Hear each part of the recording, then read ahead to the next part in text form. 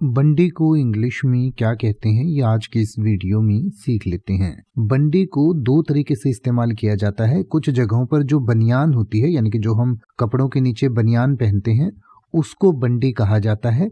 तो बनियान को इंग्लिश में आप वेस्ट कह सकते हैं, VEST वेस्ट, यानी कि बंडी जो बनियान को कहते हैं वो वेस्ट कह सकते हैं।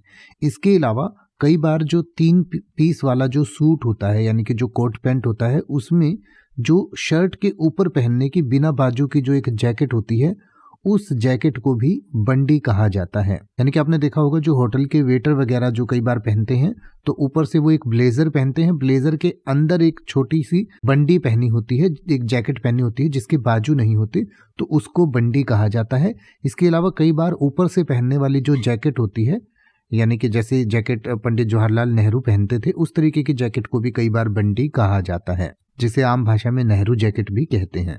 अब आप ऐसे ही किसी भी वर्ड का मतलब हिंदी और इंग्लिश में YouTube पर सर्च कर सकते हैं। आपको मेरी वीडियो मिल जाएगी जिसमें आप बिना किसी फालतू बकवास के सीधा उस वर्ड का मतलब समझ पाएंगे। तो ऐसी ही वीडियोस को देखते रहने के लिए चैनल को सब्सक्राइब करें और बेल आइकन को प्रेस करें।